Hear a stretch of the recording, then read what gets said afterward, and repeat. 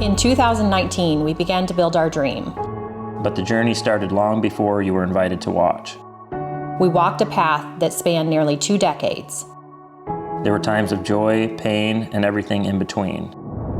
Our lives have completely changed, and we're ready to tell you how it happened. We're not holding back. Our mistakes, regrets, What we wish we could change, our best decisions. and if we do it again, you'll hear it all. Come back in time with us behind the camera and answer the question, Is self-building worth it?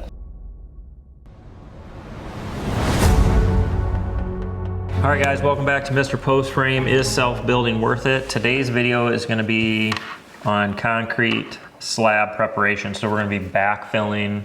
Again, we're coming back to this issue where properly preparing the site, I could have saved myself a lot of work here. And we could have saved ourselves about $5K. Yeah, probably. But anyway, talk about our design and patron group. Yeah, so we build Barndominiums here in Iowa. We help people all over the country with custom or stock Barndominium designs. Obviously, post frame is our specialty, but we also do stick frame and steel frame. Back40buildings.com is where you can check out all of the stuff that we offer there. We have an amazing team that will really work with you and help you find the design that meets your needs. And then if you're thinking, is self-building worth it? Let's go ahead and DIY this. Check out our Patreon group. We talk all about DIY contracting, DIY building. It's a great community where you can connect with other people in your area or other people that are considering similar tasks. It's also a great resource if you just are a builder that wants to get into post frame. Yes. To help you, because there are some differences, obviously, in how you go about your build, but Yep. It's a great resource, great community. You get to share your build. It's pretty cool. Let's go ahead and jump into the video here. All right, it's September 25th, and I've got the house and the garage completely empty, and we're going to start filling it up today, getting it up to grade so we can get plumbing, all the electrical that's going to go under the floor, and water lines under the floor. We can get that all in and get ready for concrete. So I got 20 days before I need to be ready for concrete.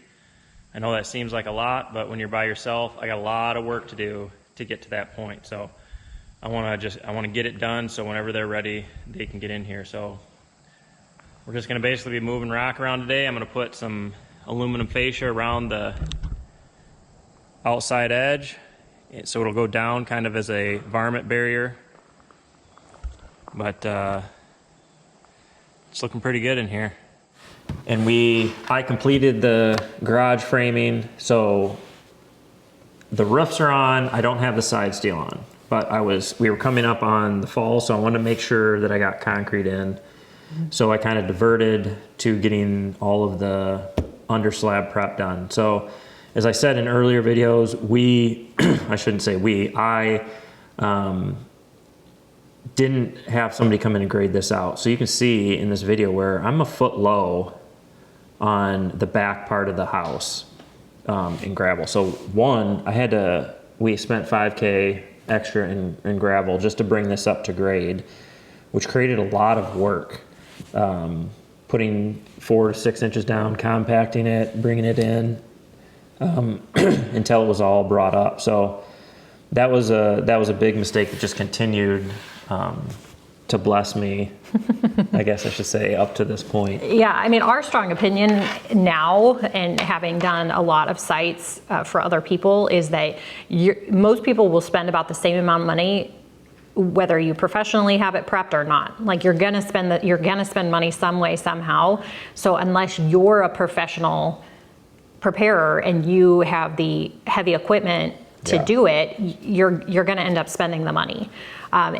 And it just depends on where you're at. Like, we live in South Central Iowa. It's very, very hilly. So having a flat spot to build is actually somewhat difficult. Yeah. And so that's why professional site preparation is something that we really... It makes it so much more enjoyable. Yes. So much more enjoyable when you're working with a flat build site. Yeah. And over the years, we've gotten, one of the big questions I think about this part that we get is why we don't do the entire slab first. because in the South, you see, they do a lot of monolithic slabs and things like that. And so you roll in on a site and the whole slab is down. So why don't we do that? Well, with piers, it would be really difficult because your slab actually goes over your piers. So I'm assuming, you could set your grade board, dig all your piers, form up for your slab, get all your plumbing done, but then you would have to use either dry set brackets and do like a mono pour where it's pouring into your piers and your floor all at the same time, because your floor actually comes up and sits over the top of your piers. So that would be really difficult to accomplish. It's definitely doable. But the second reason we don't do it is because then we would have to drive on the concrete in order to set our trusses and all that, unless we would bring in a crane, which is extra money.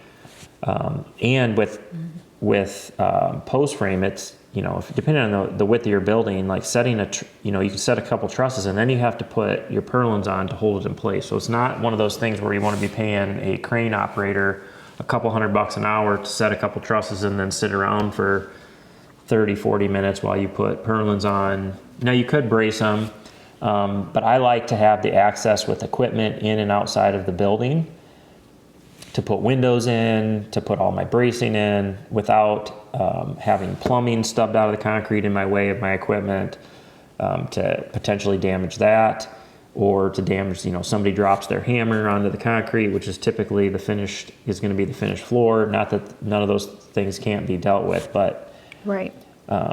It's just nice to do it that way. It does bring a level of difficulty when the concrete contractor's pouring his concrete, but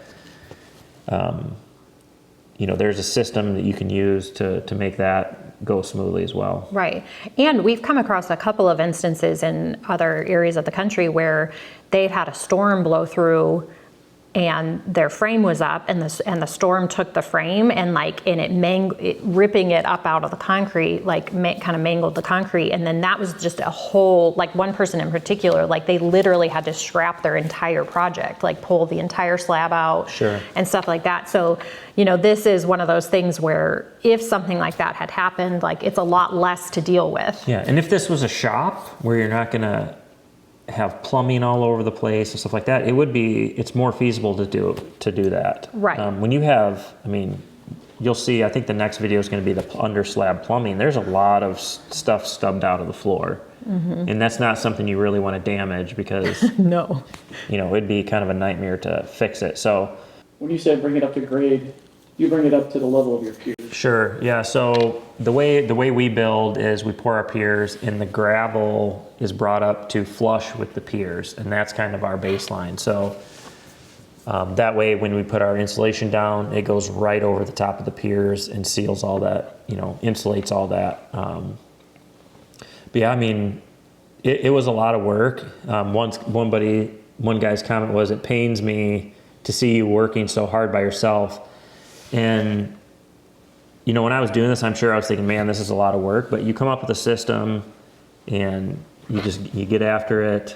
I would run string lines from opposing piers across, and I set them about an inch above, so it's an easy thing for me to eye up and kind of rake it flat to make sure I'm within an inch of where I want to be, and it works out pretty well. It does suck. It would help if you had a couple buddies to help you, could really move that along. But what really moves along faster is proper prep, because it just reduces incredibly the amount of work that you have to do. Yeah. The end result looks amazing. Yeah, that's like striping your lawn. Yeah, it turned out great, worked great, plenty of drainage under the floor. But it was just a lot of extra work. Yeah, and now and you can see right here, these are the string lines I'm talking about, and I would run them from post to post to, break it up into 8-foot sections. But it's definitely, this is a good learning point for you to kind of actually now in this video physically see how much I actually had to bring in. When you're looking at a site, I remember when we first came out here, me and you came out here, I think we had pictures where we were just setting flags and the grass was 3 feet tall. You're like, oh, this looks fairly flat. And really it's 2 feet drop over Yes. 100 feet. Yeah, so I always chuckle when a client says, "Oh, it's pretty flat," because around here, you could have There 3 is feet nothing of flat. difference. Now back in northern Illinois where we lived, like the fields were flat for miles. Right, and if you go north of Des Moines, it turns into that. Like everything is truly flat.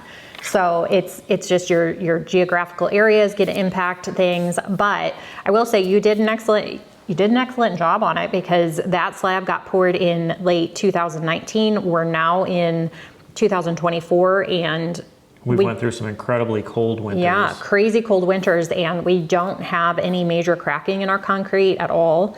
I think we have one little hairline crack somewhere, but It's just a surface. it's a yeah. There's not, there's, like you've said before, there's no signs of settling Yeah. or anything like that. So it's performed well, and I think that's a really good thing to reiterate, is that no amount of product is going to make up for the install being done really well. Right. And so I think that's really where you want to focus, is making sure that things are done right, because you can't, like a product isn't going to be able to make up for people not paying attention. Yeah, and I mean, another thing to cover, and then we probably can talk about this a little bit in the next video, but the reason I like to bring everything to grade prior to plumbing, underground plumbing, electrical, all that going in, is because once all that stuff is in, you're not going to be able to get equipment in there to bring in gravel. So you don't want to have to bring in loads of gravel and stuff and try to maneuver around plumbing and whatnot. So just keep that in mind. That's why I like to get it all leveled off the way I like it before underground plumbing and electrical go in. Mm-hmm. Justin, do you have any? Yeah, you talked about prep and the lack of cracks, and so the importance to have a certain amount plus compacted. Like what's key here for a So like the most important part about your slab is what is underneath it. So that's properly compacted subgrade. So I always tell people, and this comes back to site prep again, is having somebody with the proper equipment, like a vibratory roller, to get that ground compacted is crucial. And then you need a minimum 4 to 6 inches of gravel. Repurposed concrete is fine, that is compacted, and that provides drainage. It allows any moisture that is under there to escape. Now, once your house has been there and it's properly graded, there should be no more moisture outside of just some dampness under your slab, because it should all be escaping, and there shouldn't, water shouldn't be coming down a hill and coming under your house if you've done it properly. But that is the most important part, is the subgrade properly prepared, compacted, and then having your 4 to 6 inches of gravel underneath your slab. That is going to basically determine how your slab's going to perform, whether it's going to last or not, whether it's going to crack a lot. Concrete's going to crack, and if you see in some of our builds, I like to do, especially in the house, 4x4 relief cuts. And we try to do those within 24 hours of pouring the concrete, because that's when your slab is going to shrink and that's when it's going to crack. So by cutting 4x4 squares, we're determining where all that concrete is cracking. And then underneath is going to keep your concrete from this. That's why you can't stop it from cracking, but you can stop it from shifting. And if you start seeing your concrete shift, then you know you have a settling problem. Yes. And so if you are watching this and you've had people tell you that you need to have the mindset that you're just going to deal with like massive cracks in your concrete, and I've heard people on Barndominium groups say that, like you're just going to have these massive cracks everywhere, it just is what it is. I would say shift your mindset a little bit and say that does not have to be the case. Like you need to make sure that somebody understands how to do the right preparation, or watch our videos and do it yourself. And there's also this mindset that like, oh, inside this is a floating slab, it's going to be moving up and down. Listen, this slab should never be moving. Right. If properly frost protected, properly prepared underneath, the slab's not moving. If the slab was moving, that means your drywall would be cracking. And I know a lot of people, and I don't want to cause anybody stress, but like this is the reason here in the Midwest I like to do piers or a continuous footing over like a monolithic slab is because I'm getting the foundation of my structure down below the frost. It's secured in the ground versus a monolithic slab is somewhat kind of gonna sit there on the earth and kind of can move more than what a foundation that goes down below your frost line. Now, down in the south, they don't have the frost problem, so those are much more common. But just keep that in mind. Even if your frost depth is 2 feet, and I like to take those footings down 4 feet because you're essentially securing your home into the ground. Right. Any other questions, Justin? Think that's good? All right, so that's gonna be a wrap on this video. Hopefully, somebody learned something or can save themselves a little bit of extra effort and money. But as always, we appreciate you watching. If you haven't already, hit that subscribe button, share with your friends, and we will catch you on the next video.